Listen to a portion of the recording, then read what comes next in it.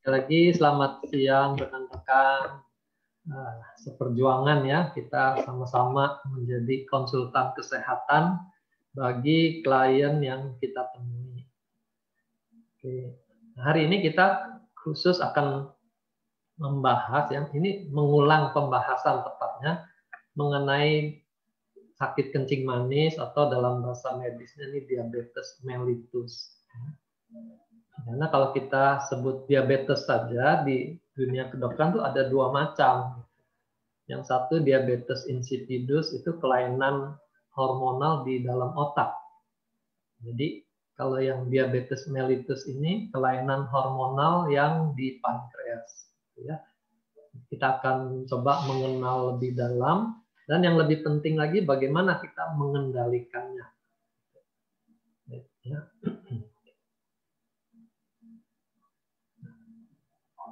Apa itu sakit gula? Ya, ini istilah awamnya diabetes mellitus tuh kencing manis. Jadi waktu saya dengar kalimat ini, kencing manis, langsung terlintas pikiran bagaimana orang tahu gitu kencingnya itu manis, apa dicoba gitu ya. Itu pikiran spontan. Jadi rupanya cara yang paling simpel tuh adalah melihat konsumen gula di alam yang paling dekat, yaitu semut. Jadi kalau ada bekas tumpahan urin misalnya di toilet gitu, lalu dikerubungi semut, kita bisa pastikanlah itu mengandung gula. Ya. Saya ingat teman saya, dia tuh rajin minum jus. Gitu. Jadi istrinya pagi, siang, sore itu sediakan jus buah ya. Lalu tidak lama dia sadari kok banyak semut di toilet gitu. Nah, itu ternyata dia sudah kena kencing manis ini. Nah, kenapa bisa ada gula di dalam urinnya? Ini mekanisme alamiah badan kita. Sampai batas tertentu yang kita bilang ambang batas itu, gula itu tidak keluar di urin. Dia akan diproses dan tidak melebihi batas itu. Tapi kalau kadar gulanya melewati batas ambang tadi, maka dia akan keluar di urin. Nah, keluar di urin inilah yang bisa mengundang semut berdatangan tadi. Nah, bagaimana terjadinya kencing manis ini? Pertama, kita tahu bahwa gula itu sumber tenaga. Itu seperti bensin buat kendaraan. Gula itu kita dapatkan dari makanan. Dan kalau sampai makanannya kurang, kondisinya asupan gulanya kurang, tubuh kita punya mekanisme mengambil gula dari cadangan yang tersimpan di hati dan juga di lemak. Nah, untuk mengubah gula menjadi tenaga, Tuhan menciptakan kelenjar pankreas namanya. Itu ada di dekat liver kita. Kelenjar pankreas ini yang menghasilkan insulin, hormon insulin. Nah, hormon insulin ini yang bertugas mengubah gula dari makanan ataupun gula dari simpanan di liver dan di lemak itu menjadi energi. Ya. Jadi kalau insulin ini sampai kurang atau tidak berfungsi dengan semestinya, kita akan merasa lemah, tidak bertenaga, walaupun sehabis makan. Itu problem yang kita akan jumpai di klinis. Kalau pankreasnya ini kelelahan sampai dia rusak, maka jumlah insulin yang diproduksi itu akan kurang. Kita sebut dia gagal memproduksi insulin dalam jumlah yang memadai. Kalau itu terjadi, maka pada pemeriksaan kadar gula puasa dan gula sesudah makan itu akan naik. Nah, ini batasan normalnya kalau kondisi puasa tuh range-nya antara 70 sampai 99. Jadi kalau puasa di atas 100 itu sudah naik angka itu. Kalau sesudah makan, 2 jam sesudah makan kita periksa ulang itu di atas 140 itu sudah di atas normal artinya. Jadi batasnya 100 dan 140 itu kalau lebih itu kita sudah harus lakukan tindakan pengendalian.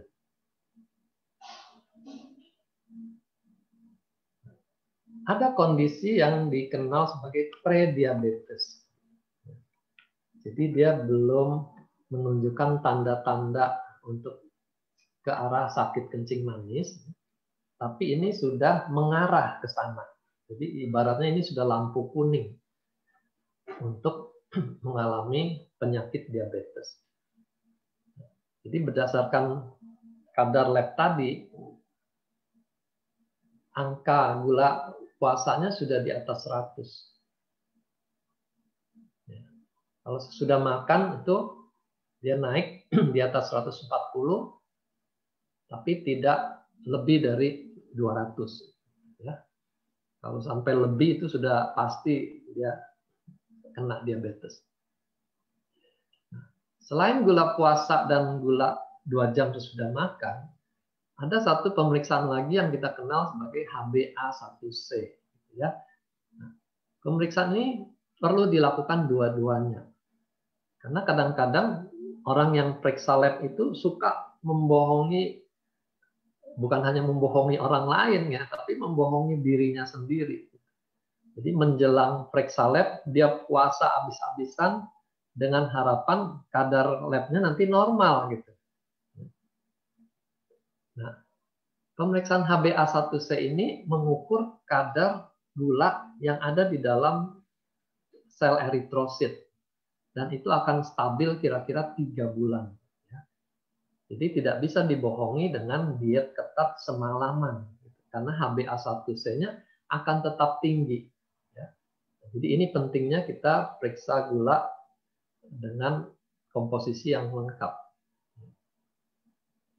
Nah, angka ini, prediabetes ini, biasanya ketahuan kebetulan karena dilakukan check up. Karena pasiennya sendiri belum merasakan gejala apa-apa. Jadi hanya lewat check up dia ketahuan mengalami prediabetes. Nah, disinilah pentingnya kita melakukan check up rutin setahun sekali. Supaya jangan terlambat mengendalikan kondisi diabetes ini. Nah, prediabetes ini berkaitan erat dengan tabungan kalori kita. Berapa yang masuk, berapa yang keluar. Itu konsumsi makanan, kalau tinggi kalori, berarti masuknya lebih banyak. Kalau dia kurang berolahraga, pembakarannya sedikit. Ya, otomatis kalau masuknya lebih banyak dari pengeluaran, kalorinya akan menumpuk. Gulanya lebih tinggi, disimpan ke dalam liver dan lemak ini. Ya, jadi ini tabungan yang tidak diperlukan sebenarnya. Kalau prediabetes tadi berkembang lebih lanjut, dia masuk ke dalam kondisi diabetes. Dan di klinis kita mengenal 2 macam diabetes yang berbeda sekali karena melihat dari umurnya. Ya. Diabetes tipe 1 itu sudah terjadi sejak usia masih anak-anak atau remaja. Jadi ini berlawanan dengan sifat diabetes tipe 2 yang umumnya karena proses degeneratif. Terjadi pada orang yang tambah usia tuh tambah mungkin untuk mengalami diabetes. Ini anak-anak sudah alami diabetes. Jadi dikelompokkan ini sebagai diabetes tipe 1. Dalam hal ini ada faktor keturunan atau ada faktor infeksi dan faktor lingkungan yang dengan cepat merusak pankreasnya. Sehingga pabrik insulinnya itu sudah merosot dalam waktu yang masih relatif usia muda. Nah, di sini gejalanya bisa muncul relatif mendadak gitu ya. Jadi selama insulinnya masih bisa kompensasi, dia belum ada gejala. Tapi begitu melewati ambang batas toleransi, dia langsung bergejala sehingga gejalanya relatif mendadak. Dalam kasus diabetes tipe 1 ini, pasien tuh butuh insulin injeksi. Dia tidak bisa lagi makan obat-obat anti diabetes yang berupa tablet. Ya. Karena mekanisme kerja yang berupa tablet itu, dia merangsang produksi insulin lebih banyak dari pankreas. Nah, dalam kasus diabetes tipe 1 ini, pankreasnya itu sudah tidak berfungsi lagi dengan semestinya. Sehingga walaupun dirangsang dengan obat, tidak ada lagi insulin yang cukup untuk kebutuhan sehari-harinya. Jadi pada diabetes tipe 1, mereka sudah harus injeksi insulin sejak usia muda.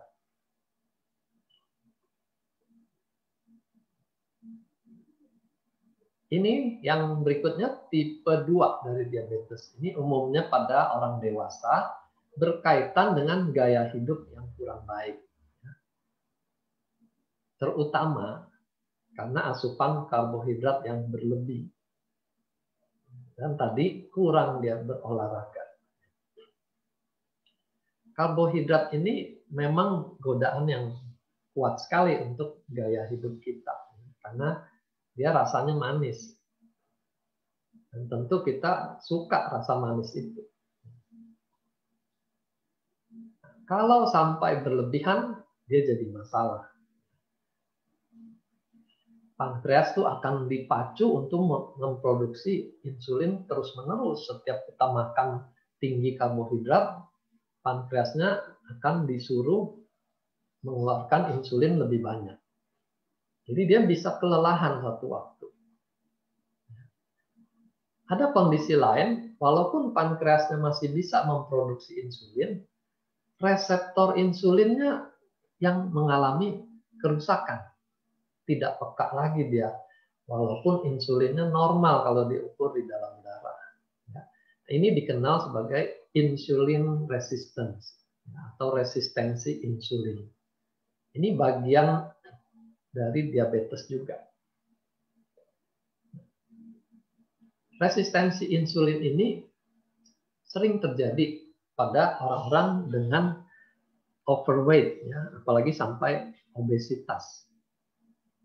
Nah, di situ insulinnya mungkin masih jumlahnya normal, tapi sudah terjadi resistensi, sehingga kadar gulanya juga tinggi. Ya. Walaupun pankreasnya masih bisa memproduksi insulin.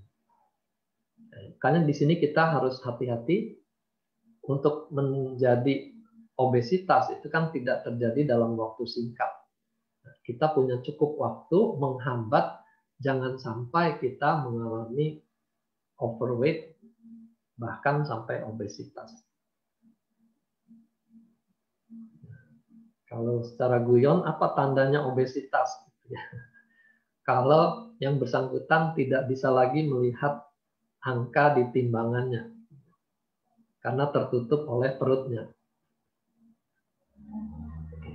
Nah, dalam kondisi resistensi insulin, sel otot, lemak, dan hati tidak berespon terhadap hormon insulin yang dikeluarkan. Ya. Jadi gula dari darah itu tidak bisa diubah menjadi tenaga buat otot, tidak bisa diubah menjadi simpanan untuk lemak dan hati. Jadi walaupun dia makan banyak, tenaganya tidak bertambah karena insulinnya tidak terbaca oleh reseptor ini. Nah, sebagai kompensasinya, pankreas akan keluarkan lebih banyak lagi insulin supaya gula darah tidak makin tinggi. Nah, karena setiap hari kejar-kejaran antara asupan makanan, rasa lelah, dan produksi insulin yang terus-menerus tinggi ini, pankreasnya akan mengalami kelelahan dan produksi insulinnya menurun. Ya. Nah, di sini sudah repot sekali kondisinya. Jadi diabetes itu bisa mengalami berbagai level komplikasi. Pada kasus resistensi insulin ini, seringkali muncul gejala penyerta lainnya. Darah tinggi makin naik, kolesterol makin naik, berat badan itu juga tadi sudah obesitas. Nah, ini dikenal sebagai sindrom metabolik. Ya. Jadi kalau periksa lab gula darah naik, kolesterol naik, tinggal cek dua lagi, tensinya bagaimana, berat badannya bagaimana. Kalau dua-duanya juga naik, itu sindrom metabolik. Apa bahayanya sindrom metabolik? Ini komplikasi ke seluruh tubuh tuh akan makin nyata. Terutama resiko untuk stroke dan serangan jantung itu akan makin besar kalau terjadi kumpulan gejala ini. Gula darah naik, kolesterol naik, tensi naik, berat badan naik. Angka kesakitan juga naik, angka kematian juga ikut naik. Sekali lagi ini butuh waktu dan kita punya cukup waktu untuk mengendalikannya. Kita blok perjalanan menuju kondisi seperti ini. Untuk ibu-ibu hamil ada kondisi yang spesifik. Gula darahnya bisa naik selama ibu sedang mengandung. Tapi kalau dia sudah melahirkan anaknya, mungkin gula darahnya akan normal lagi. Nah, ini dikenal sebagai gestational diabetes. Jadi diabetes yang hanya muncul pada waktu ibunya hamil. Nah, tentu kondisi berat badan yang berlebih lebih memudahkan terjadinya gestational diabetes ini. Nah, efeknya bukan hanya ibunya yang gemuk. Yang lebih berbahaya adalah bayi di dalam kandungannya juga akan ikut membesar, ikut gemuk. Timbangannya bisa di atas 4 kilo. Dan tentu bayi yang besar ini akan mempersulit proses persalinan. Robekan jalan lahir, bayinya nyangkut di lingkaran persalinan misalnya. Sehingga pada umumnya dokter kebidanan akan memilih operasi seksio pada kasus-kasus demikian daripada membahayakan ibu dan janinnya. Nah, ini disebut giant baby.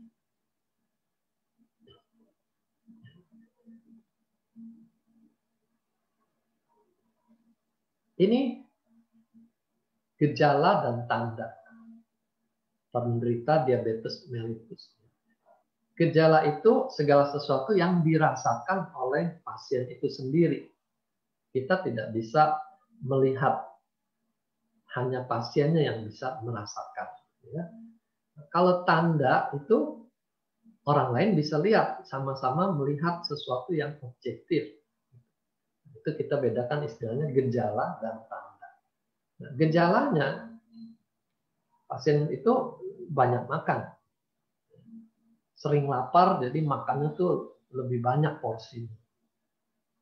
Dan dia juga sering merasa haus, karena kadar gula yang tinggi itu menyebabkan dehidrasi juga, sehingga dia mencari air untuk mengatasi dia dehidrasinya, dia banyak minum. Urin di dalam pasien diabetes ini mengandung gula. Gula itu juga akan menarik air ke dalam urin sehingga urinnya juga jadi banyak. Nah, ini dikenal sebagai 3P kalau di kedokteran. Polifagi, polidipsi, poliuri gitu ya. Banyak makan, banyak minum, banyak kencing. Nah, anehnya walaupun banyak makan, berat badannya tuh makin turun. Nah, ini karena insulin bekerja juga ke otot, sehingga dia tidak bisa memperbaiki kondisi ototnya akan menyusut juga. Lalu pandangan kabur. Nah, ini komplikasi gula ke area mata ini membuat penderita tuh kurang tajam lagi melihat benda-benda. Ya. Lalu cepat lelah. Ini berkaitan tadi dengan resistensi insulin tadi ya. Insulinnya tidak bisa mengubah gula menjadi tenaga. Sehingga sebentar saja dia sudah lelah lagi. Nah, lalu sering pasien itu mengeluhkan kesemutan. Mulai dari ujung-ujung jari. Itu area yang paling sedikit aliran darahnya karena pembuluh darahnya kan sudah tipis ya, sudah berupa kapiler. Itu pembuluh darah yang paling kecil di ujung-ujung jari, ujung-ujung kaki. Nah, kalau pembuluh darah kapiler itu tidak bisa lagi mensuplai makanan ke saraf, sarafnya mulai rusak dan dia mengalami kesemutan. Ya. Nah, ini mengingatkan kita pada pepatah lama, ada gula, ada semut. Nah, selain itu, pada kondisi luka, sembuhnya juga lebih lama. Karena untuk kesembuhan itu perlu aliran darah yang bagus. Jadi kalau aliran darahnya tidak bagus, proses penyembuhannya otomatis menjadi lebih lama. Bahkan pada kondisi yang lebih parah, lukanya tidak bisa sembuh-sembuh. Itu yang kita kenal makin lama makin bonyok, makin luas lukanya. Ini tanda sesuatu yang kita periksa, kita bisa lihat bersama ya, yaitu tadi lewat pemeriksaan lab, baik gula darah puasa sesudah makan atau HbA1c. Nah, untuk kesemutan bisa diperiksa dengan alat ukur di bagian saraf ya, nerve conduction velocity. Ini mereka bisa ukur kecepatan hantar sarafnya. Kalau kecepatannya menurun, itu menandakan sarafnya mulai rusak. Dan kalau terjadi di berbagai anggota badan, tangan dan kaki itu rusak semua, biasanya dikaitkan dengan kencing manis ini. Faktor resiko orang menderita kencing manis. Yang pertama, genetik. Jadi ada keturunan. Nah, di sini kita sudah mulai mengambil langkah pencegahan. Kalau dari pihak ayah, dan keluarga ibu, ada yang mengalami diabetes, kita sudah seharusnya memulai langkah pencegahan. Jangan sampai benih diabetes secara genetik ini juga terjadi pada diri kita. Pencegahannya apa? Ini gaya hidupnya harus berbeda dari orang-orang yang pada umumnya. Dia harus cegah pola makan yang tidak sehat seperti yang tergambar di sisi kiri ini. Junk food ini sengaja dibikin supaya nikmat. Kalau nggak nikmat, orang tidak ketagihan, tidak beli lagi. Nah, yang bikin nikmat itu biasanya mengandung 3 komponen penting. Gula, kolesterol, dan garam. Kalau tidak ada 3 unsur itu, makanan itu pasti tidak enak. Jadi makanan yang enak itu beresiko untuk bikin kita tidak sehat. Gulanya diperbanyak, kita kencing manis.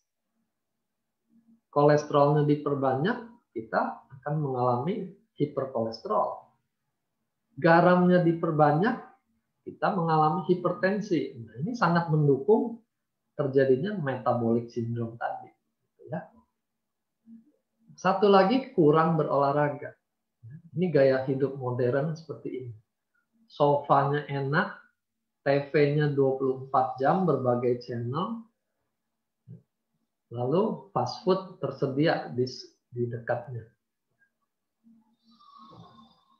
Olahraga zaman dulu mesti minimal harus mengganti saluran TV, dia jalan ke TV. Tapi sekarang dengan remote TV ada di tangan, praktis hanya jempolnya saja yang berolahraga.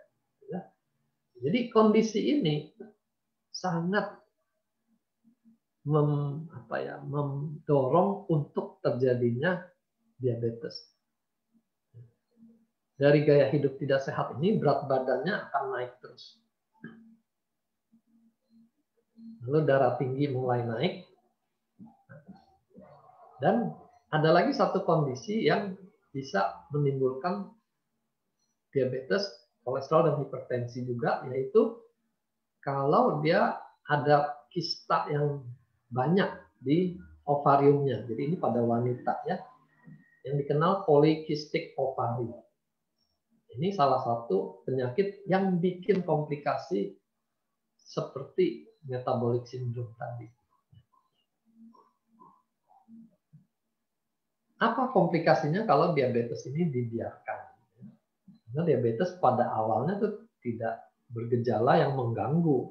Ya, dia tidak bikin sakit kepala, tidak bikin vertigo. Dia pelan-pelan aja naik, pelan-pelan merusak sampai terjadi komplikasi. Komplikasi yang membahayakan nyawa itu kalau dia menyerang jantung dan stroke dan otak, ya, jantung dan otak. Ini akibat dari komplikasi di pembuluh darahnya. Pembuluh darah yang berukuran kecil, ya, mikrovaskuler, atau yang berukuran besar, makrovaskuler.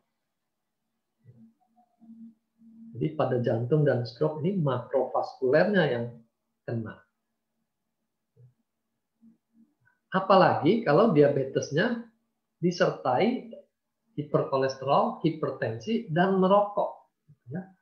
Ini kondisi pembuluh darahnya akan lebih buruk lagi. Otomatis kemungkinan pemulihannya juga tidak sebagus pada orang normal. Ya. Jadi sama-sama serangan jantung, sama-sama stroke, nasibnya tidak sama kalau dia mempunyai penyakit dasar yang banyak. Nah, gangguan penglihatan ini masuk di gangguan mikrovaskuler. Aliran darah kecil-kecil ke retina mata kita itu sedikit demi sedikit berkurang. Sehingga retinanya tidak mendapat suplai makanan, suplai oksigen dengan baik, dan mulai ada kerusakan di sana-sini. Retina itu ibarat layar penglihatan kita. Jadi kalau TV mulai ada bolong-bolong hitam di sana-sini, kan kita tidak bisa melihat gambar dengan utuh. Begitu juga pada retinopati diabetes ini. Dia tidak bisa melihat gambar dengan terang.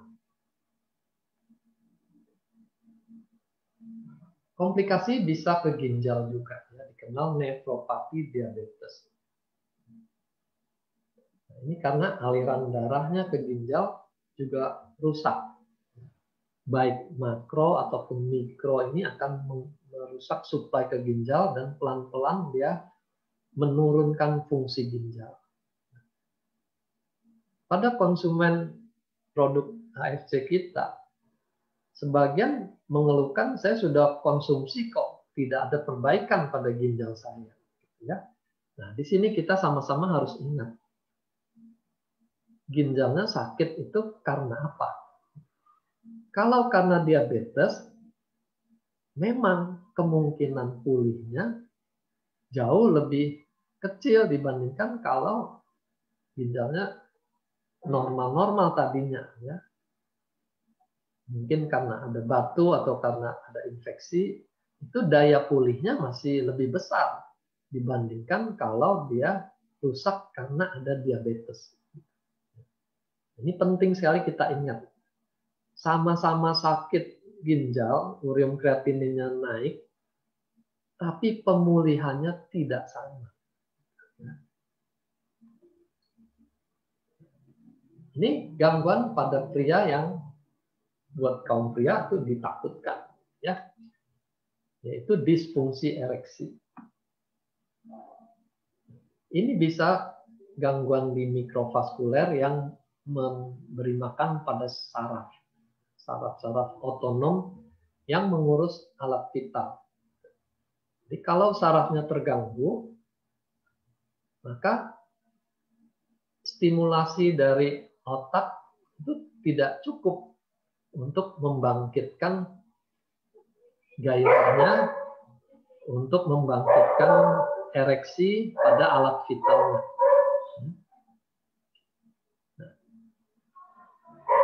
Sebaliknya, bisa juga pengisian darah ke Mr. P-nya itu terganggu karena sudah terjadi sumbatan di sana sini. Sehingga kalaupun dia bisa ereksi, tidak bisa penuh gitu. Ya. Nah, jadi ini hal yang mengganggu para kaum pria. Kondisi ini lebih diperburuk lagi kalau dia merokok. Merokok juga sama-sama mengganggu saraf dan suplai darah. Jadi kalau dua dikombinasikan, kondisinya akan lebih jelek lagi. Nah, di sini kita perlu ingat korban iklan. Iklan rokok itu kan mengaitkan merokok dengan kejantanan. Kalau tidak merokok itu dianggap tidak jantan. Itu iklan yang sangat menyesatkan karena justru merokok menghilangkan kejantanan. Apalagi kalau ada kencing manis. Ini gangguan saraf yang tadi kita sudah singgung berupa kesemutan. Kalau kesemutannya makin memburuk, itu mulai terjadi baal. Dia tidak bisa merasakan. Pakai alas kaki atau tidak pakai alas kaki, dia sama-sama rasa tebal. Kaki telanjang pun dia merasa seperti menginjak papan. Ya. Apa bahayanya? Bukan hanya kenikmatan berkurang karena tidak bisa merasakan, ya. Tapi kalau dia tertusuk benda, dia tidak rasakan. Akibatnya luka tusuk itu mulai terinfeksi. Infeksinya makin parah, dia membusuk. Itu yang bisa beresiko orang diamputasi, gitu ya. Awalnya karena rasa baal ini. Jadi ini bahayanya. Saya pernah dapatkan satu klien, dia obati kakinya itu dengan lampu pemanas. Karena dia merasa dingin. Lalu karena rasa baal ini, dia tidak berasa kalau lampu itu sudah kelewat batas memanasi kakinya. Terjadilah kakinya melepuh karena overdose dari penyinaran lampu pemanas. Ya. Nah, itu bahayanya orang kencing manis kalau dia mengalami baal. Ada kondisi lain, itu kebalikan dari gula darahnya tinggi, yaitu gula darahnya anjlok, hipoglikemi. Dan di dalam neurologi, ini kondisi yang jauh lebih berbahaya daripada hiperglikemi. Karena otak kita tuh makanannya boleh dibilang tuh gula. Kalau kadar gulanya anjlok terlalu lama, berjam-jam sampai semalaman, itu otaknya akan rusak permanen. Ya. Ini bahaya sekali. Kondisi ini bisa terjadi kalau pasien diabetes tuh karena takut gulanya naik, dia dietnya terlalu ketat. Porsi makannya terlalu minim. Atau dia tahu dia mesti berolahraga, dia mau turun dengan cepat, olahraganya terlalu berat. Jadi pemasukan tidak seimbang dengan pembakaran, gulanya anjlok. Nah, satu lagi kondisi makan obatnya berlebihan. Kenapa bisa terjadi ini? Ini biasanya terjadi pada orang tua. Orang tua suka lupa dia sudah makan obat atau belum. Jadi ingat-ingat kayaknya belum, dia makan lagi. Jadi obat gulanya double dia makan, turunlah gulanya. Kita pernah juga dapat kasus orang tua tinggal sendirian, anaknya datang berkunjung bergantian.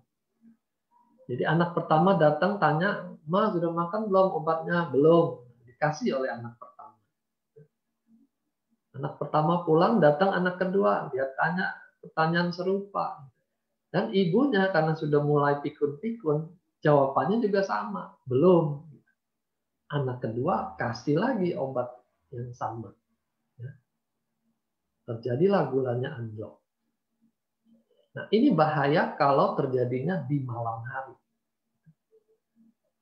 Orang yang bersangkutan tidur, dia tidak sadar gulanya turun terus sampai tidak bangun. Anak-anaknya karena sayang orang tua, pagi hari orang tuanya belum bangun, dikira orang tuanya kecapean. Biarlah dia tidur, nanti siangan aja kita bangunkan. Gulanya makin anjlok. Nah, ini kalaupun dibawa ke rumah sakit, dikasih suntikan gula, ya, belum tentu otaknya akan berfungsi normal kembali. Ya, jadi hati-hati bahaya hipoglikemia. Ini komplikasi yang tadi kita sudah singgung, diabetic foot. Ya. Ada luka tertusuk, tidak terasa, terinfeksi. Makin lama makin besar, karena daya sembuh yang buruk pada pasien diabetes. Nah, seperti ini kejadian. Kalau sudah warna hitam, ini sudah nekrotik ya. Ini biasanya akan diputuskan untuk amputasi. Karena kalau tidak diamputasi, selain lukanya akan makin terus melebar, maka bakteri yang bertumbuh di sini akan mengeluarkan racun-racun ke dalam darah. Sehingga bisa meracuni otaknya. Ya. Nah, ini yang ditakutkan sehingga dokter memutuskan ini harus segera diamputasi.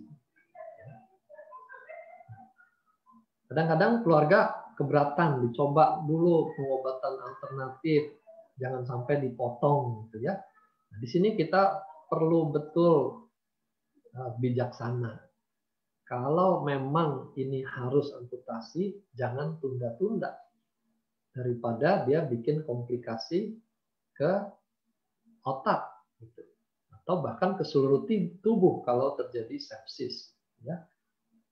Nah, jadi lebih penting mencegah, jangan sampai kejadian ini. Daripada sudah kejadian, kita baru repot mencari berbagai cara alternatif. Apa yang HFC bisa sumbangkan pada penderita diabetes mellitus ini? Kita kenal dua produk utama kita. Subarasi kita tahu punya paten mampu meregenerasi sel. Di mana saja sel itu berada. Ya, jadi praktis semua sel organ. Jadi dia bisa meregenerasi sel pankreas juga yang sudah kelelahan dan sudah menurun itu. Buktinya apa? Kita sudah dapatkan orang-orang pengguna produk ini yang pemakaian insulinnya itu bisa dikurangi. Itu menandakan pankreasnya mulai memproduksi insulin lagi. Sehingga insulin tambahan dari luar bisa dikurangi. Lalu kita juga lihat komplikasi organ-organ karena diabetes ini juga bisa diperbaiki. Kelemahan saraf, jantung juga bisa membaik. Tapi sekali lagi tergantung kondisi sakitnya sudah berapa lama, berapa berat, dan komplikasi yang ada itu seperti apa. Dan juga usia, ya, itu variabel yang menentukan keberhasilan kita dengan subarasi ini. Ingat betul ya, tidak semua kasus hasilnya akan sama. Beda umur, beda lamanya sakit, beda komplikasi, itu hasil akhirnya juga akan berbeda jauh. Nah, efek lain dari subarasi ini melancarkan darah. Waktu SOP 100 plus kita beredar, kita juga sudah tahu ada efek melancarkan darah dari SOP 100 ini. Sekarang ditambah lagi dengan fruit flow, peptida dari kulit biji tomat yang punya efek anti-agregasi trombosit. Kombinasi keduanya ini lebih kuat lagi membantu kelancaran darah. Dan ini sangat dibutuhkan penderita diabetes. Jadi luka-luka juga bisa lebih cepat sembuh karena aliran darahnya lebih bagus. Lalu efek yang ketiga, memperbaiki struktur kulit. Kita temukan pasien diabetes itu kulitnya kering karena suplai darahnya jelek. Otomatis juga mereka akan kelihatan lebih tua, lebih cepat tua. Diabetes itu dikenal sebagai penyakit yang bikin cepat tua. Bukan hanya kulit, tapi semua organ. Sehingga dia disebut juga ibu dari semua penyakit. Nah, subarasi kita punya paten memperbaiki struktur kulit yang keriput ini menjadi lebih bagus. Ada tambahan satu lagi, peptida dari daging ikan salmon yang punya daya anti-hipertensi. Jadi kencing manis dan hipertensi itu sering terjadi berbarengan. Dan kehadiran mereka berdua membuat komplikasi akan lebih besar. Jadi kita syukur betul pada subarasi sudah dilengkapi dengan daya anti-hipertensi ini. Jadi satu produk sudah bisa mengatasi soal aliran darah, hipertensi, dan nanti satu lagi kolesterol juga dia akan pengaruhi. Dengan tambahan antioksidan, kita punya daya anti-inflamasi juga. Jadi pada diabetes itu terjadi inflamasi yang kronis. Karena setiap hari ada saja proses peradangan di dalam tubuh kita. Jadi produk ini sangat membantu mengurangi resiko komplikasi pada diabetes.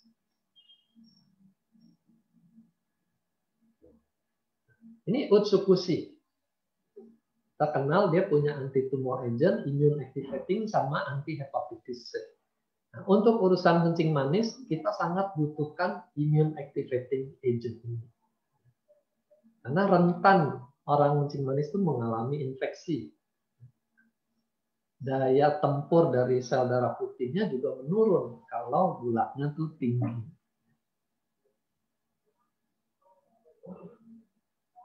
Ditambah lagi efek khusus detox ususnya. Karena usus yang buruk menimbulkan berbagai penyakit. Kalau kita bisa bantu bersihkan ususnya, maka resiko untuk muncul berbagai penyakit itu juga akan berkurang, termasuk diabetes tadi. Jadi kita perlu tambahkan Otsukushi pada kasus diabetes ini. Ada penelitian yang menunjukkan peranan probiotik membantu turunkan kolesterol. Nah, ini salah satu metabolic syndrome tadi. Subarasi juga bisa membantu metabolisme kolesterol dengan memperbaiki kondisi organ livernya. Jadi secara tidak langsung dia bekerja untuk kolesterol lewat perbaikan organ. Tapi pada Otsukushi probiotiknya yang ditambah efek Otsukushi untuk kecantikan kulit. Jadi kita sudah lihat bagaimana kencing manis itu merusak kulit. dia bikin keriput, bikin warnanya juga jadi gelap. Ya. Kita mau bukan hanya sehat, tapi juga bisa kembali cantik. Jadi kita tambahkan Utsukushi untuk problem ini. Juga di dalamnya ada antioksidan, ya. Selain Subarashi tadi, Utsukushi juga mengandung antioksidan yang kuat, khususnya glutathione dan resveratrol ini. Ini dikenal antioksidan yang kuat. Ada satu produk dari AFC lagi, lutein sharp ini. Ini bekerja pada berbagai gangguan di mata. Nah, tadi komplikasi diabetes itu ke retina. Jadi kita bisa tambahkan lutein sharp ini untuk membantu perbaikan di retinanya juga. Cuma jangan kebanyakan. Nah, lutein sharp ini juga terasa manis. Kita kan harus membatasi konsumsi gulanya. Oke, ini kira-kira sumbangsi yang kita bisa berikan pada semua klien kita yang mengalami diabetes maupun yang sedang dalam perjalanan menuju diabetes itu. Ya. Itu orang-orang di level pre-diabetes, bahkan orang-orang yang baru mempunyai faktor resiko. Orang yang kegemukan, orang yang kurang berolahraga, orang yang punya kolesterol, darah tinggi, itu kita sudah mulai potong jalurnya sebelum mereka mengalami komplikasi. Ya. Baik, itu yang saya bisa sharingkan. Silakan, Pak. Oke. Share screen.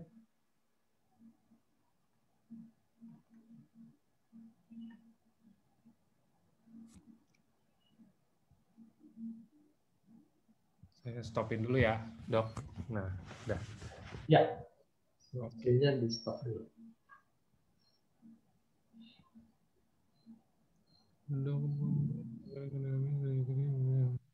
Dok, untuk anak yang kena diabetes dari kecil, udah boleh minum Subarashi, Dok? Masih kecilnya. Ya, jadi kalau anak itu sudah ada penyakit, tentu kita harus bantu. Ya. Karena walaupun dia diabetes tipe 1, itu kan ada prosesnya sebelum dia rusak total. Jadi seberapa kita bisa bantu dengan SOP, kita harus bantu. Tinggal takarannya aja disesuaikan dengan berat badan seorang anak. Biasanya anak tuh separuhnya takaran dewasa. Jadi walaupun dia diabetes tipe 1 kan tidak muncul sejak dia lahir. Mungkin setelah balita dia baru muncul. Oke, ini ada yang nanya minum SOP dan Utsukushi yang benar gimana, dan udah dijawab sama Pak Swijan. Cara minum SOP dan Subarashi idealnya boleh kapan saja, tapi tetap disarankan pada pagi hari sebelum makan. Tujuannya karena di pagi hari tubuh kita dalam kondisi lapar sehingga nutrisi diasumsikan dapat menyerap lebih baik ke dalam tubuh. Benar ya, Dok? Ya. Ya, intinya semua produk suplemen nutrisi itu memang sebaiknya perut kosong. Tujuannya supaya absorpsinya maksimal. Karena kalau dia bercampur makanan, ada kemungkinan sebagian tuh akan terikat pada seratnya atau pada makanan lain yang bisa mengikatnya. Jadi sayang kalau terbuang di kotoran. Tapi kalau mahnya sensitif, misalnya semua rasa asam mengganggu mahnya gitu, ya kita makannya sudah makan daripada dia tidak makan sama sekali. Itu pedoman umum seperti itu. Oke, Dok, ada yang nanya, kalau misalkan mungkin saking karena takut diabetes ya, Dok, jadi dari usia muda itu emang udah jarang makan makanan manis dan udah puasa makan nasi, maksudnya mungkin tipe yang nggak makan nasi gitu. Apa itu baik untuk kesehatan? Kalau kita bicara diet, Itu intinya diet tuh harus seimbang. Kalau kita kurangi makan, kan otomatis semua bahan gizi yang ada dalam makanan itu juga akan ikut berkurang. Sehingga nanti dietnya jadi tidak seimbang. Lebih penting itu tidak berlebihan. Daripada nanti sudah berlebihan, baru kita repot atur dietnya, dikurangin sana, kurangin sini. Akhirnya malah jadi kurang gizi. Oke. Nah, untuk karbohidrat kan memang disarankan karbohidrat kompleks. Itu artinya karbohidrat yang ada secara alamiah, singkong, kentang. Nah, kenapa? Karena pada produk ciptaan Tuhan itu sudah cukup seimbang komposisi gizinya. Ditambah lagi kadar seratnya yang tinggi. Makan nasi, kalau nasinya beras merah itu juga masih banyak seratnya. Vitamin B-nya di kulit arinya itu juga masih lengkap. Tapi kalau berasnya sudah putih bersih, itu tinggal gulanya, seratnya juga sudah minim, sehingga dia jadi tidak seimbang. Jadi sebaiknya memang kita mulai biasakan makan beras yang utuh, beras merah. Kalau nggak bisa makan beras merah semua, dicampurlah dengan beras putihnya itu. Ya, intinya perbanyak serat. Karena serat nanti akan mengikat gulanya, sehingga absorpsinya juga perlahan-lahan. Kalau kita hanya makan jus buah, dia langsung diserap semua. Itu membuat lonjakan pada kadar gulanya. Lonjakan itu akan memicu si pankreas cepat-cepat produksi insulin untuk mengejar lonjakan itu. Kondisi yang berulang-ulang itu yang membuat pankreasnya kelelahan. Tapi kalau kita tinggikan seratnya, nanti akan mempengaruhi glycemic index-nya. Jadi sama-sama 100 gram, tapi kenaikan gula darahnya itu akan lebih rata, ya. Tidak melonjak-lonjak. Kalau kenaikannya lebih rata, pankreasnya kerjanya lebih enteng. Tidak perlu berpacu dengan makanan. Oke. Semoga bisa menjawab pertanyaannya. Nah, ini ada kasus selanjutnya lagi. Dok, mau tanya, dia penderita diabetes usia 60-an, wanita, setelah konsumsi Subarasi 1x1, angka gula darah yang bawah jadi stabil, tapi angka gula darah yang tinggi makin tinggi. Kenapa dan apakah ini berbahaya? Apa harus di-stop Subarasinya? Udah minum Subarasi box ketiga. Saya ingatkan jangan hitung boxnya ya. Dia konsumsinya sehari berapa? Apakah sudah mencukupi? Karena kalau boxnya 6 tapi konsumsinya sehari 1, ya tentu tidak mencukupi. Karena minimal untuk terapi itu kan harus 2x1. Nah, kalau kerusakannya lebih banyak, usianya lebih tua, kita butuh lebih tinggi takarannya, bisa 4x1 gitu. Jadi dipikirkan kembali sudah mencukupi atau belum. Lalu kedua, jangan hanya andalkan produk suplemen ini. Gaya hidup yang tadi kita bahas itu perhatikan, ya. Apakah modifikasi makanannya sudah dilakukan? Apakah olahraganya sudah ditambah? Kalau dia tetap di atas sofa nonton TV, snacknya lengkap, makan Subarasi berapa banyak juga akan kalah. Oke, ada lagi nih. Dok, usia saya 42 tahun, berat badan 57, tinggi badan 150. Tensi normal 110/80. Gula sewaktu saya tes itu 250 sampai 320. Udah minum Subarasi selama 2 bulan. 2x1 setiap hari, nggak turun juga, Dok. Saya juga minum Janumet 500 mg dan HbA1c saya 7,5.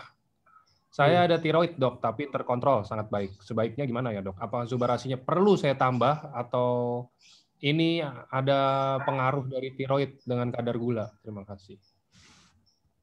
Tiroid ke kadar gula sih tidak berhubungan langsung ya. Jadi kemungkinan kalau sudah dengan obat gula juga masih tinggi, itu sudah terjadi resistensi insulin. Kita upayakan takaran subarasinya itu sampai 4x1. Kalau bisa ditoleransi oleh tubuhnya ya.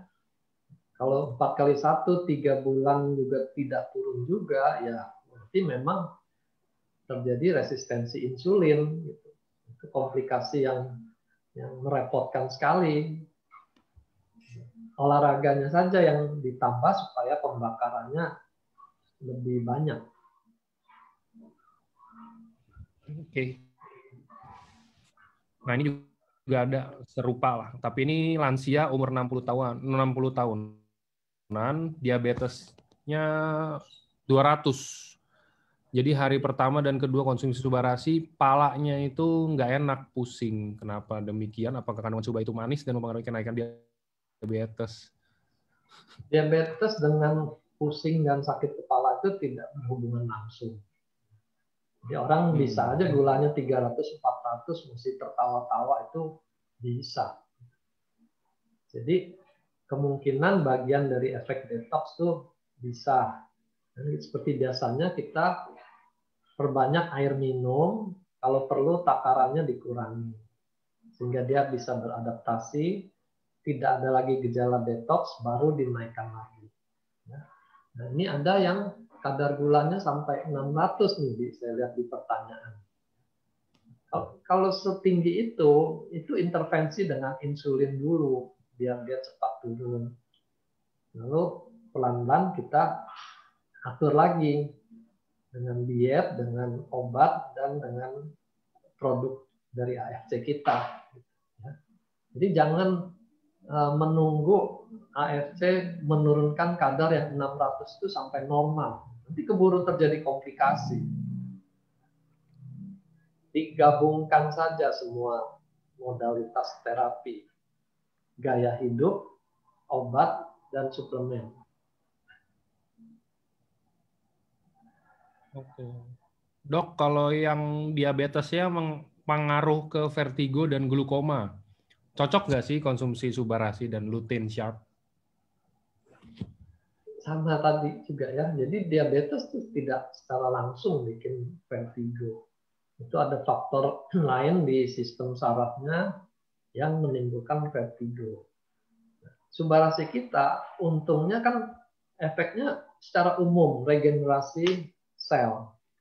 Jadi entah itu pankreas atau itu di telinga atau itu di otak, itu sama-sama mendapat manfaat positif dari subarasinya. Ya. Jadi sekali lagi jangan hanya andalkan subarasinya. Kalau memang dia butuh obat untuk menekan vertigonya, dia harus makan juga. Daripada dia paksakan, pokoknya saya nggak mau makan obat. Lalu dia vertigo, jatuh, kebentur kepalanya, muncul masalah lain lagi. Gitu. Kombinasikan semuanya. Oke. Dok, diabetes tipe 1 apakah pankreas bisa dipulihkan dengan konsumsi subarasi? Ini sudah terjawab di PPT ya, tapi boleh Dok kalau ini. Kalau dipulihkan kita tidak bisa janjikan, karena kan ini ada faktor genetiknya. Lalu juga ada kemungkinan autoimun ke sel pankreasnya. Jadi kita minimal memperbaiki kerusakan sel-sel yang ada, seberapa kompensasi yang bisa dilakukan oleh subarasi, ya itu yang kita berikan. Gitu. Jangan janjikan untuk pulih bebas dari semua obat. Ya, kita bukan obat dewa.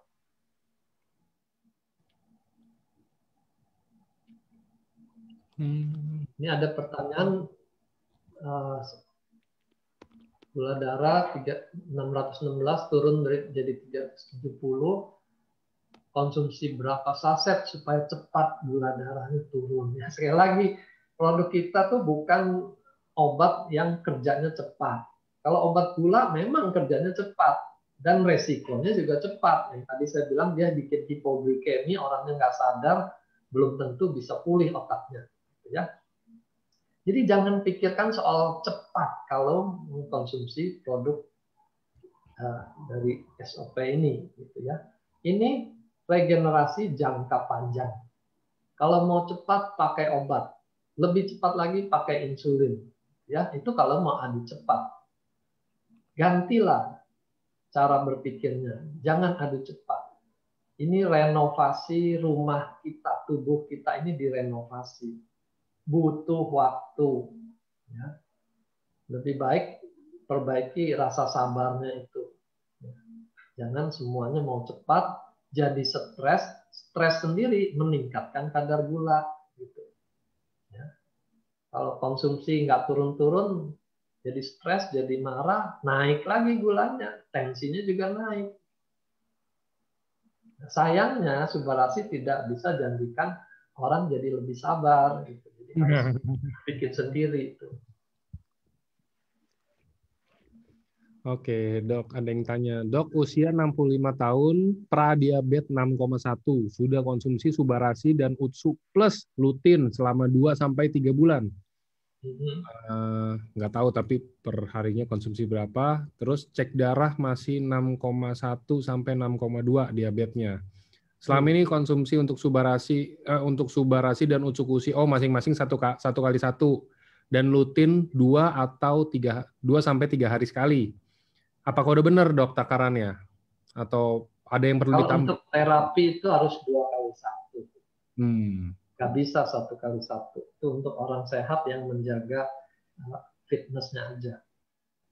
Ya, lutein itu lebih baik tiap hari. Ya, supaya dia stabil dulu. Nanti kalau sudah membaik, mau dikurangi silakan. Tapi untuk startnya tiap hari. Nah, kalau mau dipas-pasin satu box untuk 1 bulan, itu kan isinya 20. Nah, minumnya hari kerja saja, Senin sampai Jumat, 4 minggu. Pas dah 1 box itu. Oke. Dok, kalau Subbarasi itu kan katanya memperbaiki metabolisme tubuh. Apa benar kalau misalkan sering konsumsi Subbarasi, maksudnya rutin konsumsi Subbarasi, jadi sering lapar, Dok? Efek perorangan tuh beda-beda. Ada yang merasa kenyang terus, ada yang menjadi lapar. Itu tergantung organ yang diperbaiki apa. Jadi kalau misalnya sebelumnya dia tuh makan nggak makan tuh tidak terganggu, mungkin dengan Subbarasi dia jadi lapar. Karena sistem tubuh tuh memperbaiki diri. Orang kalau nggak makan kan mestinya lapar. Nah, kok selama ini dia makan nggak lapar. Jadi pada waktu dia diperbaiki, rasa laparnya yang menonjol. Jadi kalau yang merasa kenyang, itu ada kemungkinan tuh waktu dia minum Subbarasi, mahnya tuh bereaksi berbeda sehingga muncul gas. Gasnya itu bisa bikin rasa begah. Rasa begah itu yang bikin dia nggak kepengen makan. Jadi mesti dimodifikasi cara minumnya. Dia mungkin nggak bisa perut kosong, dia harus sesudah makan. Oke, selanjutnya. Ini ada yang mau nanya pertanyaan colongan dulu, Dok, tapi rada panjang, jadi bukan tentang diabetes. Halo, Dok, mau tanya. Saya pernah dulu bertanya ke dokter melalui Bu Chiu Yen. Saya Brian yang sedang kuliah di Singapura dan saya lagi ada alergi yang LGE levelnya di atas 600-an. Normalnya di bawah 50. Alergi saya yang paling utama itu di hidung dan pernah operasi dan dibakar dalam kurung RF yang bagian bengkaknya. Tapi bukan polip di tahun 2017. Setelah operasi sudah mulai mendingan, tetapi beberapa tahun ini mulai kembali lagi. Jadi Bu Chiu Yen kenalin Utsu dulu awalnya dan saya konsumsi 2 minggu, tetapi saya malah bersin-bersin terus ingusan nggak berhenti. Setelah itu ditambah dengan SOP Subbarasi. Nah, setelah konsumsi 2 itu kombinasi jadi lebih mendingan Setelah digabungin minumnya lebih enakan dan ingus bersin berkurang, rasa bengkak di hidung pun udah mulai mendingan. Tetapi blok hidung sebelah kanan, blok hidung sebelah kanan 75% dan blok 25% lapang. Sekarang sudah mulai berkurang jadi 50% blok, 50% lapang. Oh, maksudnya mampetnya kali ya, Dok ya. Ya. Tetapi pada saat diperiksa dengan dokter ENT di sini, dokternya bilang lebih bengkak dan lebih berair dibandingkan sebelum konsumsi SOP dan Utsukushi di dalam hidung setelah endoskopi. Yang mau saya tanyakan, kapan waktu yang pas untuk konsumsi dua produk ini? Apa setelah 2 minggu, apa konsumsi Subarasi dulu, baru setelah itu 2 minggu setelah itu baru campur Utsukushi, atau langsung dibarengin aja? Terus yang kedua, kenapa malah di endoskopi semakin bengkak setelah konsumsi? Apakah aman untuk diteruskan? Apakah ini hanya untuk sementara? Terima kasih, Dok. Ya. Karena kalau dia kaitan dengan alergi itu, produk yang kita kedepankan itu SOP, bukan Utsukushi. Karena dia memperbaiki semua sel-sel tuh, termasuk nanti sel di sistem imun kita. Persisnya bagaimana kita tidak bisa pastikan, itu perlu penelitian. Tapi agaknya dia bisa mengatur regulasi terhadap hipersensitivitas itu. Jadi toleransi terhadap alergennya akan lebih baik. Itu pekerjaan dari SOP. Sementara Utsukushi kita bisa tambahkan kalau memang kebiasaan pencernaan dia tidak bagus. Buang air besarnya 2-3 hari sekali misalnya. Nah, kita bayangkan itu akan menimbun toksin-toksin di usus dan akan membuat kondisi lebih buruk. Kita masukkan Utsukushi. Tapi yang terutama adalah SOP-nya. Ya. Nah, perbedaan sensasi terasa lebih lapang, tapi pemeriksaan dikatakan lebih mampet. Itu yang tadi saya singgung mengenai gejala dan tanda. Jadi kalau dari gejala justru terjadi perbaikan karena pasien merasa lebih lapang nafasnya. Tapi dari tanda pemeriksaan dokter mereka katakan makin sempit. Yang mana yang kita mau pegang? Yang penting kita yang jadi orangnya, yang punya hidung, yang punya badan ini. Kalau rasanya lebih baik, kenapa pusingkan dengan komentar orang lain gitu?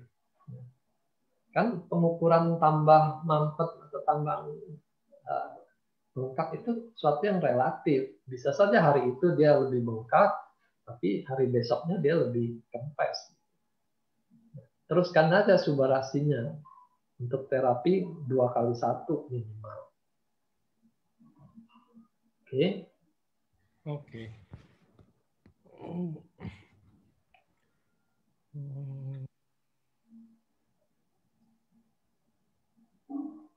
Dok, sakit gula, diabetes, lelaki umur 75 tahun, glukoma, kedua mata udah nggak bisa ngelihat.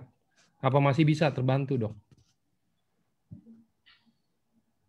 Berapa tahun dia tidak bisa melihatnya. Jadi sekali lagi itu, kalau dia baru, kemungkinan akan lebih besar ada perbaikan. Tapi kalau sudah 5 tahun, 10 tahun, kemungkinan itu akan makin kecil gitu. Tapi kita juga tidak bisa bilang nggak bisa lah percuma, karena biar bagaimana Subarasi akan melakukan perbaikan. Perbaikannya seberapa itu yang kita tidak bisa katakan dari sekarang. Ya, intinya kalau tidak dicoba 3 bulan tidak dievaluasi, kita tidak bisa tahu berapa perbaikan yang akan terjadi. Dan jangan hanya fokus pada glaukomanya. Ya percuma nggak bisa diobati. Karena Subarasi kan akan memperbaiki organ yang lain juga. Diabetes bukan hanya mengganggu mata, dia mengganggu seluruh organ lain. Jadi berikan untuk kepentingan seluruh tubuh.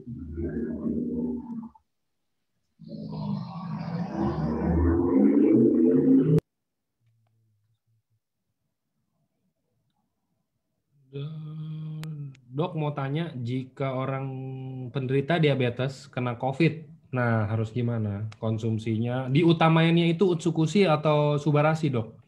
Kena COVID, fokus di COVID atau diabetesnya? Yang lebih bahaya dalam jangka pendek yang mana? Kan jelas COVID-nya. Kalau diabetesnya kan sudah berlangsung bertahun-tahun. Kita nggak panik dalam seminggu karena ada diabetes. Jadi COVID-nya yang lebih membahayakan.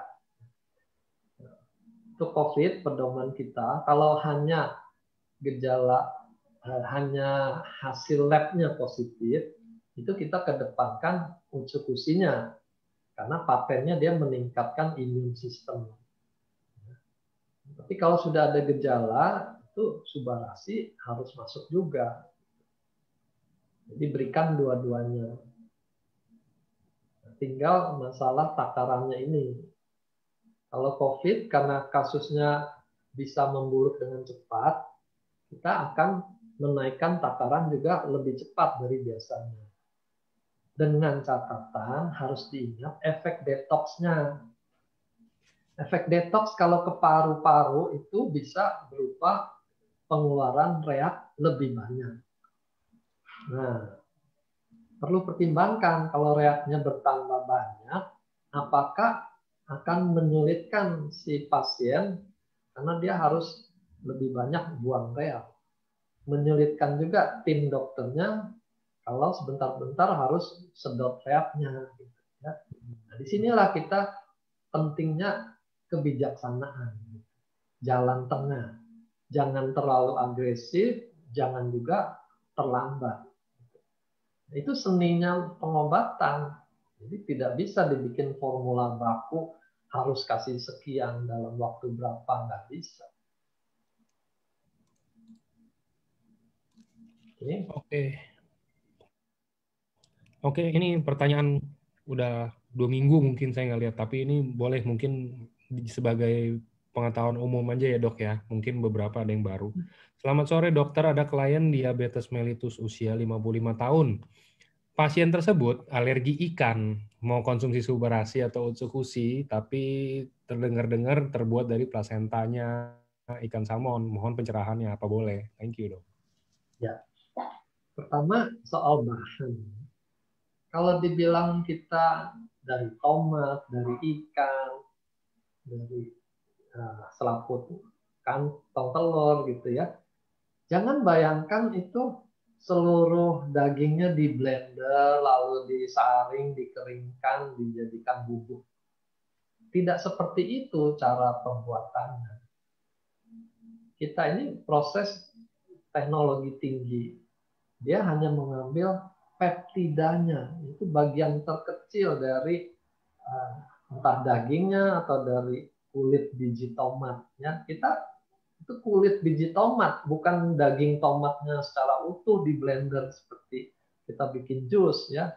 Jadi jauh sekali bayangan yang kita bayangkan model blender tadi. Ya, ini ekstraksi tingkat tinggi. Jadi dia tidak 100% lagi mewakili si tomat ataupun si ikan gitu. Ya. Tapi apakah masih ada kemungkinan alergi? Masih ada. Karena orang kalau namanya alergi itu kan juga ada derajatnya. Ada yang sangat sensitif gitu. Makan sekecil apapun dia bisa bereaksi. Nah, disitulah saya selalu ingatkan, start low, go slow. Coba dosis takaran yang terkecil. Kalau pada orang riwayat alergi, mulai dengan setengah saset. Nah, gejala alergi itu dia akan bengkak dan gatal. Kalau itu terjadi segera setelah diberikan, itu biasanya alergi. Tapi kalau dia detox, biasanya tidak langsung. Setelah berapa hari baru muncul gejala detox. Kalau gejala detox, kita masih bisa teruskan. Tambah air minum lebih banyak, kalau perlu takarannya dikurangi, tapi diteruskan. Tapi kalau dia alergi, kita jangan teruskan. karena nanti reaksi alerginya bisa makin hebat. Itu seninya sekali lagi. Oke. Dok, betulkah pengobatan diabetes dengan suntik insulin membuat berat badan jadi susah turun atau tetap obesitas gitu? Ya, insulin punya problem, dia menambah timbunan lemak. Ya, tapi itu terpaksa diberikan kalau memang tidak ada cara lain. Karena lebih bahaya komplikasi gulanya daripada lemaknya bertambah. Oke. Nah, ini pertanyaan penting nih, Dok. Nih, ada. Dok, mau tanya, teman saya diabetes dan sedang minum Subarasi 2x1. Nah, ini ada pernah kejadian satu hari barangnya nih inden, jadi stop minumnya. Nah, ini apakah nanti efeknya itu terapinya akan ngulang dari nol lagi atau gimana, Dok? Dia seperti renovasi. Kita kalau renovasi sudah sampai 60%, lalu bahan bakunya stop gitu. Kan kita nggak mulai dari nol lagi, mulainya dari 60% itu. Oke.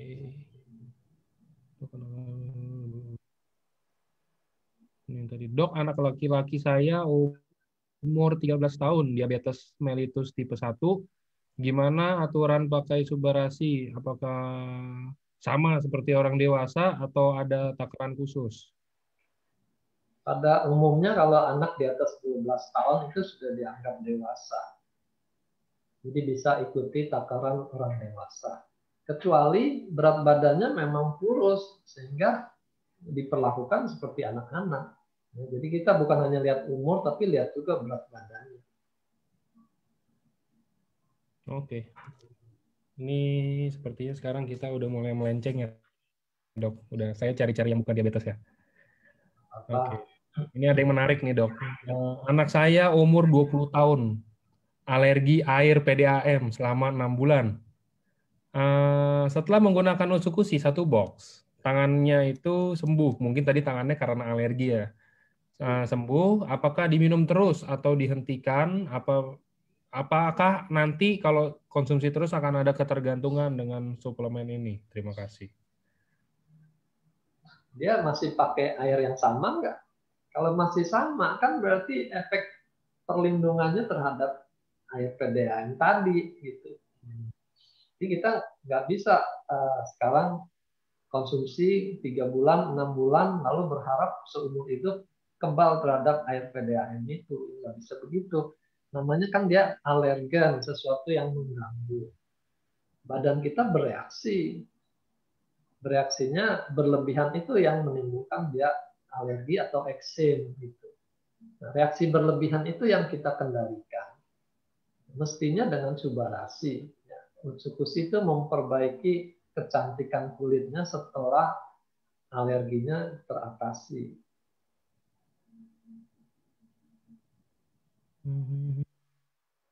Jadi kita nggak bilang itu ketergantungan. Kalau dia pindah ke tempat yang airnya bagus, tidak menimbulkan reaksi pada tubuhnya, ya tidak usah dikonsumsi, mungkin nggak masalah. Tapi kalau dia tetap di situ kan bagaimana? Oke. Nih, ini ada yang melenceng juga dari topik. Dok, mau tanya tentang ablasi retina. Sudah konsultasi dan periksa ke dokter spesialis. Kadar gulanya normal karena dari dulu minusnya terlalu tinggi. Menyebabkan saraf salah satu mata sudah lepas dan tidak ada solusinya. Ini sebelah kiri. Sedangkan mata yang satunya lagi masih bisa lihat, namun saraf mata yang sisanya ini juga hampir lepas. Namun masih suntik obat untuk mempertahankan penglihatan dan melekatkan retina, tindakan yang disarankan dokter. Bila berhasil lekat retinanya, baru dilaser untuk dilem retinanya. Tapi kalau nggak berhasil, sudah nggak ada harapan. Soalnya katanya ini juga sudah lumayan parah. Mau tanya dokter, apakah Subarasi dapat membantu agar mata yang satunya lagi, yang masih dalam kondisi lebih baik, tidak menjadi semakin buruk? Kita semua berharap seperti itu karena daya regenerasi ya. Ditambah lutein siap tadi kalau urusan dengan mata. Tapi sekali lagi, berapa yang bisa dikejar oleh Subarasi kita tidak tahu. Tapi kita wajib untuk mengusahakannya. Karena kalau kita tidak berikan, kondisinya kan sudah jelas tidak akan lebih baik. Malah bisa lebih buruk gitu. Jadi kenapa kita tidak usahakan? Sekali lagi, kalaupun misalnya dia tidak membaik matanya, masih ada manfaat untuk yang lain-lain. Sakit kepala karena gangguan mata itu kan juga bisa terjadi. Mungkin itu bisa dihilangkan. Diusahakan saja, dinilai setelah 3 bulan. Kalau sama sekali tidak ada respon, nah silakan di stop gitu. Oke. Dok, papa saya umur 75 tahun, gula darahnya 500 kalau tidak minum obat, dan fungsi ginjalnya sisa 35%. Setiap hari suntik insulin, tensi suka tinggi, apakah suntik insulin tetap dilakukan walaupun sudah konsumsi Subarasi? Ya jelas, kan kita nggak pernah janjikan Subarasi sebagai obat pengganti.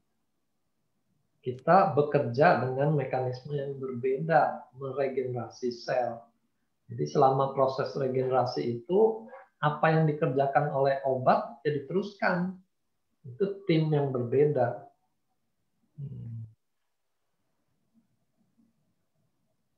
Oke. Dok, saya usia 38 tahun, berat badannya 56, tingginya 182. Saya udah kurus dari usia 12 tahun karena sempat tipes. Pernah ke dokter untuk konsultasi, katanya pencernaan saya tidak efisien. Sebenarnya saya ingin agar berat badannya seenggaknya jadi ideal. Mohon arahannya apakah Subarasi atau Utsukushi yang kira-kira dapat membantu, apa kombinasinya? Ini perlu kombinasi. Memang problemnya di usus dulu ya. Kita nggak tahu apakah meninggalkan kerusakan yang mengganggu pencernaan secara keseluruhan. Tapi karena urusan nafsu makan, membesarkan otot itu melibatkan sistem yang lebih kompleks, kita perlu Subarasi di situ, meregenerasi semua sistem organ. Jadi berikan campuran keduanya.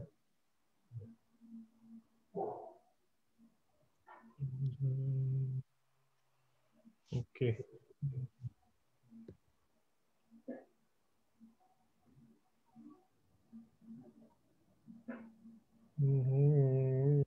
Nah, dok, papa saya diabetes sudah dari tahun 97. Mulai akhir tahun 2019 kemarin, beliau mulai cuci darah seminggu 2 kali.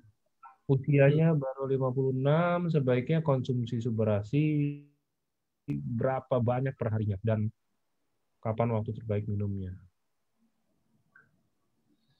Jadi kalau untuk terapi standar kita minimal 2 kali 1. Lalu dinilai kemajuannya minggu ke minggu. Kalau sampai 1 bulan dia responnya kurang cukup, kurang bagus, kita naikkan takarannya 3 kali 1 sampai 4 kali 1. Dan karena ini ada ginjal, jangan berikan sekaligus takaran tinggi. Misalnya 4 kali 1, dia bagi jadi 2 kali 2. Itu lebih membebankan daripada dibagi rata 4 kali 1. Oke. Dok, mau tanya, kenalan saya diabetes sudah sampai di amputasi dan sudah cangkok ginjal. Tapi nggak berani coba Subarasi karena konsumsi Subarasi harus dengan izin dokter yang menangani. Dan sepertinya dokter yang menangani tidak percaya. Kira-kira apa yang masih bisa saya, kira-kira ini gimana ya dok? Gimana kita jawab kalau izinnya harus dari sana, ya tunggulah izin dari sana. Oke. Tapi kalau cangkok ginjal, kita perhitungkan Subarasi yang dibutuhkan. Jangan Utsukushi. Ya, karena Utsukushi nanti kan akan meningkatkan imun sistem. Dokter yang melakukan cangkok ginjal itu paling mengkhawatirkan kalau sistem imun kita menolak ginjal yang baru. Jadi kita jangan bikin masalah di sana. Jangan membuat pasiennya jadi konflik karena dokter yang satu bilang boleh, yang satu bilang nggak boleh. Tapi kalau Subarashi masih oke, karena terutama dia di regenerasi sel. Ya. Oke, Jadi Dok. semua urusan cangkok, semua urusan autoimun, hati-hati memberikan Utsukushi. Oke. Selanjutnya, Dok, mau tanya, apa betul insulin itu diberikan kalau obat untuk menangani diabetes udah nggak mempan pada penderitanya? Kalau di negara kita modelnya masih seperti itu. Hmm. Jadi dianggap dicoba dulu perbaiki dengan diet, kalau tidak bisa dengan obat dikombinasi berapa macam, dinaikkan dosisnya, kalau tetap tinggi baru diberikan insulin. Ya, tapi kalau di luar negeri tidak seperti itu, gitu. Mereka sudah berikan insulin sejak awal. Ya, dengan alasan, toh memang yang menurunkan gula itu insulin. Bagaimanapun caranya, ya insulin itu menjadi ujung tombaknya. Kenapa mesti tunggu komplikasi macam-macam baru saya berikan insulin? Itu cara pikirnya. Ya. Jadi berbeda pendekatan. Kadang-kadang orang kita juga takut suntikan misalnya. Jadi kalau disuruh kasih insulin mungkin sudah ada rasa segan dulu, karena dia takut untuk suntik-suntik. Itu tergantung budaya sih. Dua-duanya betul pendekatannya. Oke. Dok, anak perempuan saya umur 20 tahunan kena diabetes tipe 1. Jadi setiap makan apapun harus disuntik insulin dulu. Hanya bisa makan pagi itu roti gandum 1 slice. Siang oatmeal, malam sayur dan daging ayam. Nah, apakah bisa konsumsi Subarashi dan kalau bisa mungkin ditanya diselipin di mana gitu, Dok? Di pas waktu dekat jam mana? Subarashi diberikan sebelum makan. Dia tidak menurunkan gula seperti obat gula. Ya. Dia menurunkan gulanya kan karena pankreasnya dibikin jadi lebih sehat. Pankreas bekerja sesuai dengan makanan yang masuk. Jadi kalau tidak masuk makanan, pankreasnya juga tidak keluarkan insulin. Itu otomatis. Kita tidak takut berikan Subarashi lalu gulanya anjlok, itu kita tidak takut. Karena kerjanya tidak seperti obat penurun kadar gula. Berikan sebelum makan. Oke. 2x1 rutin. Evaluasi 3 bulan.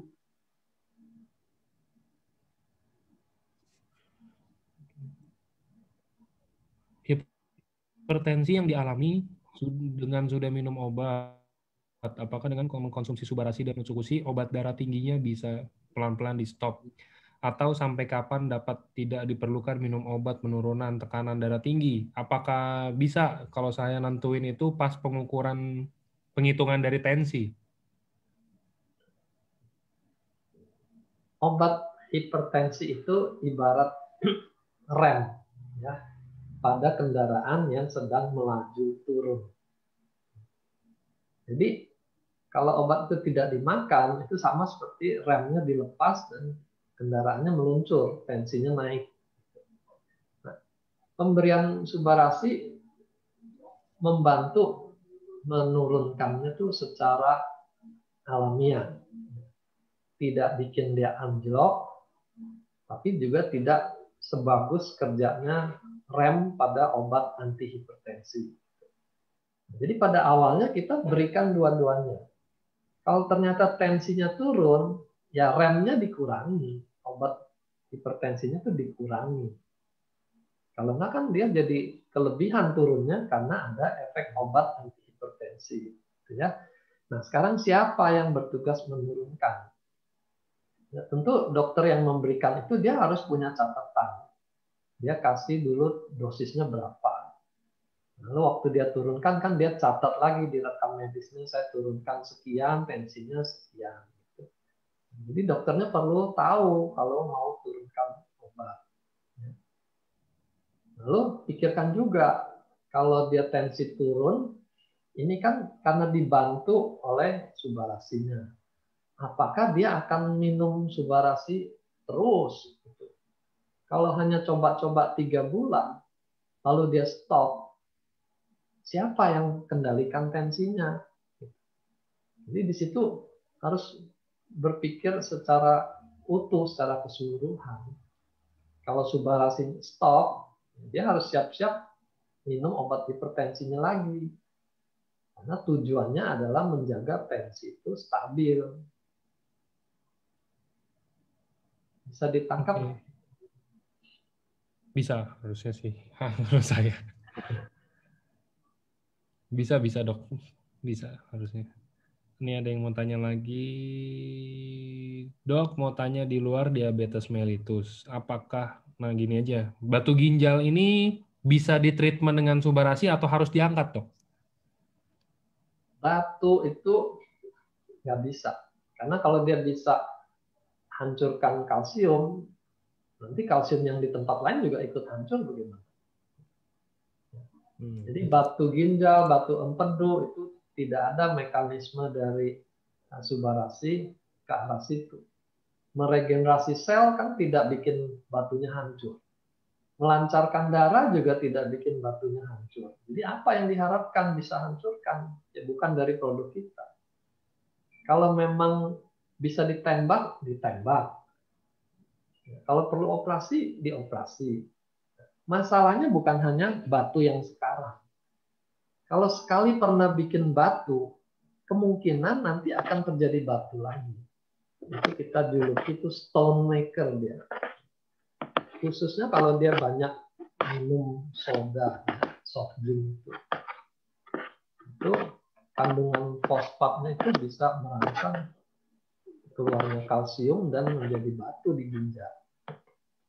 Nah, untuk hal-hal pencegahan itu, subarasi kita bisa harapkan membantu proses regenerasi semuanya itu lebih baik, lebih normal, tapi tetap harus diimbangi gaya hidupnya. Jangan konsumsi produk-produk yang bikinan pabrik seperti soft drink tadi.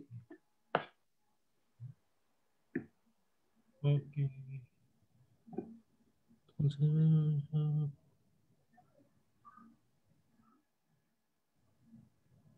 Dok, nih teman saya usia 30, tinggi 165. Dulu berat badannya itu 105, sekarang sudah 78.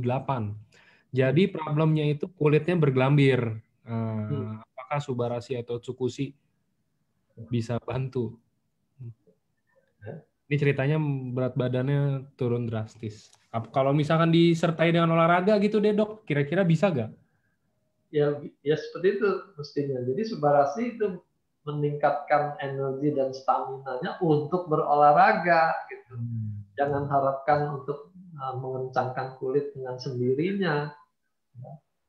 Itu proses yang perlu waktu dan perlu komitmen. Oke.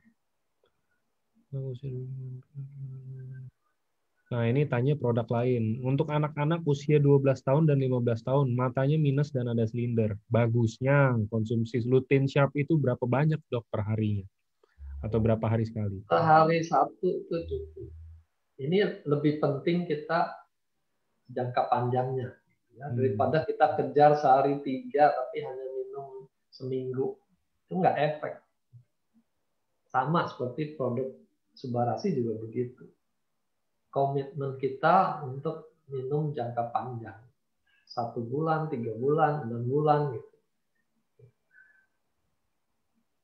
Perlu dinilai. Oke, dok ada pertanyaan lagi.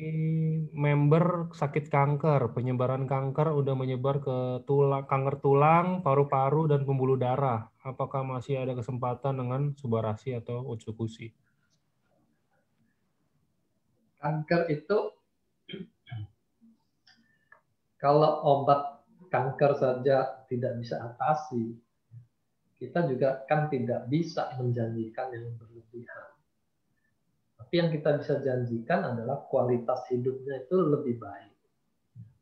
Jadi walaupun kankernya masih ada di situ, dia bisa lebih punya semangat, lebih punya stamina, mau makan, bisa tertawa, bisa cerita-cerita dengan keluarganya. Itu nilainya juga tinggi. Ya, jadi jangan hanya berpikir soal kankernya lenyap usia panjang gitu. Kita harus melihat kehidupan itu secara utuh. Nah, kalau dia terapi cancer misalnya berhasil menyetop kansernya, tapi kualitas hidupnya drop, dia nggak bisa kemana-mana, makan juga nggak kepengen, nonton TV juga nggak ada semangat. Itu apakah kemajuan? Nah, jadi kita mesti lihat manusia secara utuh.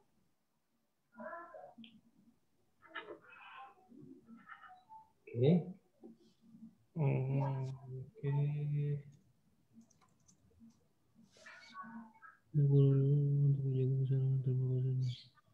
Oke, ini kita cari beberapa pertanyaan terakhir ya dok ya.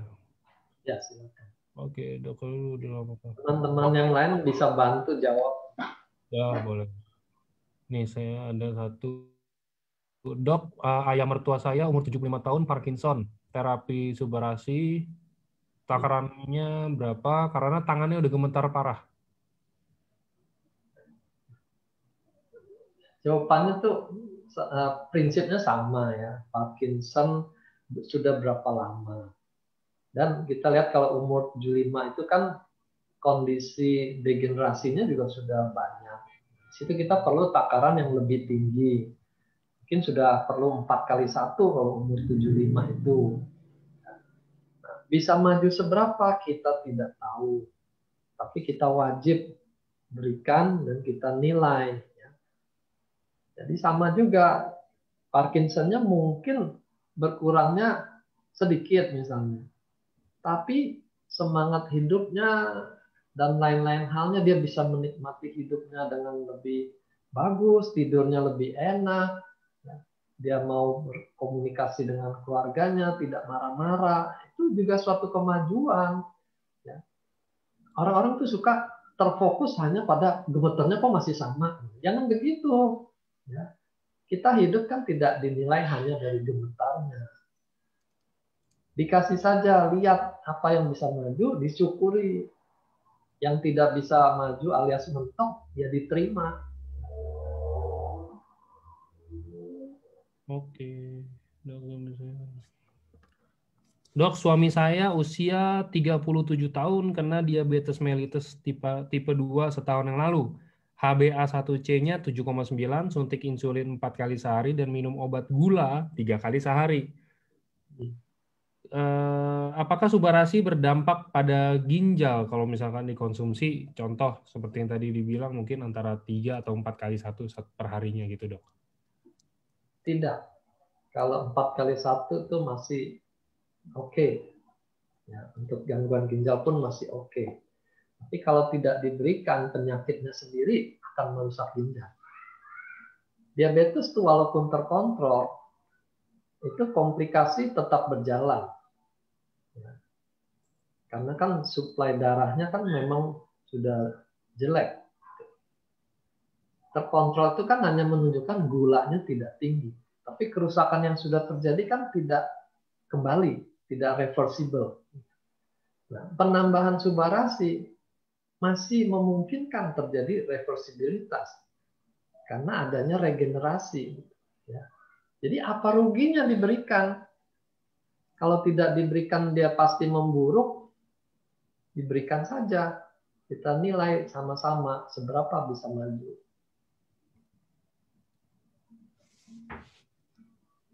Oke.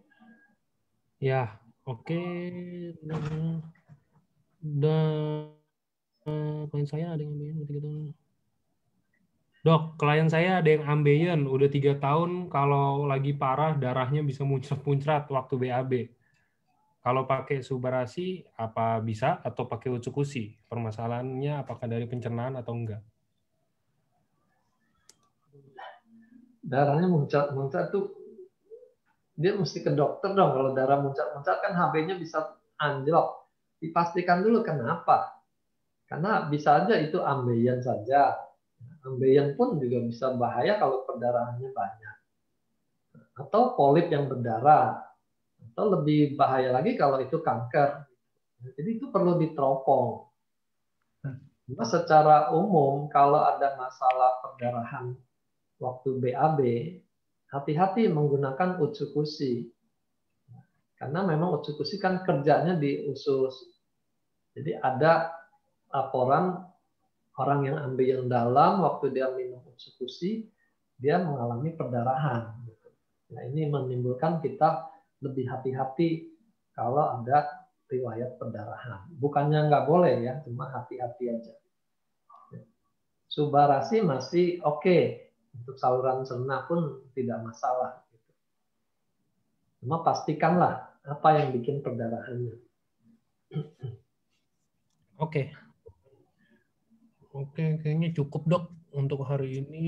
Ini ya, sorry ya teman-teman buat yang pertanyaannya nggak bisa terjawab. Soalnya kan keterbatasan waktu kita.